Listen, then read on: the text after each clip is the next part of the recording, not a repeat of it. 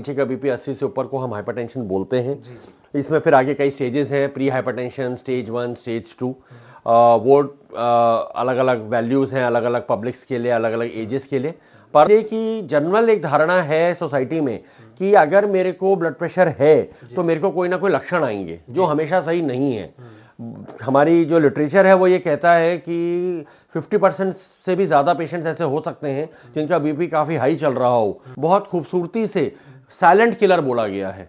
वो पीछे से चलता रहता है, हमारी बॉडी पे अटैक करता रहता है। मेजर जो भी अंग हैं जैसे कि ब्रेन, नसें, हार्ट, किडनीज, इनको अफेक्ट करता है। नमस्कार, आप देख रहे हैं सिटी तहलका। मैं हूं आपके साथ जितेंद्र अहलावत। और आज हम लगातार जिस तरीके से हम आपको तमाम डॉक्टर्स, विशेषज्ञों से आपसे रूबरू कराते हैं, आज हम बात करेंगे हाइपरटेंशन पर। और ये कितनी बड़ी बीमारी है, इससे किस तरीके से छुटकारा पाया जा सकता है, इसका क्या इलाज है, इन तमाम पहलुओं पर गंभीरता से बात करेंगे। और उसको लेकर हमारे साथ विशेषज्ञ हैं डॉक्टर आनंद जोशी जी, जहां नेफ्रोलिस्ट हैं, उनसे बातचीत करने का प्रयास करेंगे कि आखिर इसको हम कैसे डिफाइन करेंगे। डॉक्टर साहब, आपका सबसे पहले तो स्वागत है। बहुत धन्यवाद। हाइपोटेंशन को हम डिफाइन कैसे कर सकते हैं, किस तरीके से ये डिजीज काम करती है? हाइपरटेंशन बेसिकली बढ़े हुए बीपी को हम हाइपरटेंशन बोलते हैं। अगर वैल्यू की बात करें तो इसको ऊपर का बीपी और नीचे का बीपी बोला जाता है। ऊपर का बीपी 120 से ऊपर और नीचे का बीपी 80 से ऊपर को हम हाइपरटेंशन बोलते हैं। इसमें फिर आगे कई स्टेजेस हैं, प्री हाइपरटेंशन, स्टेज 1, स्टेज 2। वो अलग अलग वैल्यूज हैं, अलग अलग पब्लिक्स के लिए, अलग अलग एजेस के लिए।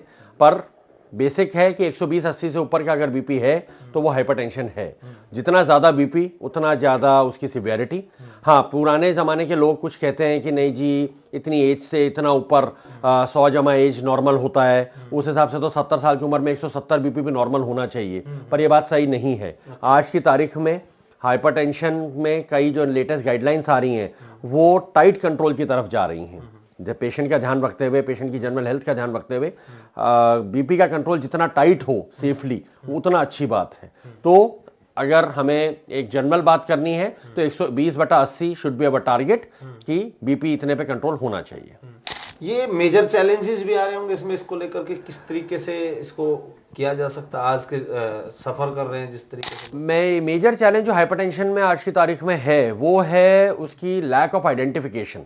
जो वो मतलब लोग आइडेंटिफाई नहीं कर रहे हैं कि उनको बीपी है। वो इसलिए कि जनरल एक धारणा है सोसाइटी में कि अगर मेरे को ब्लड प्रेशर है तो मेरे को कोई ना कोई लक्षण आएंगे, जो हमेशा सही नहीं है।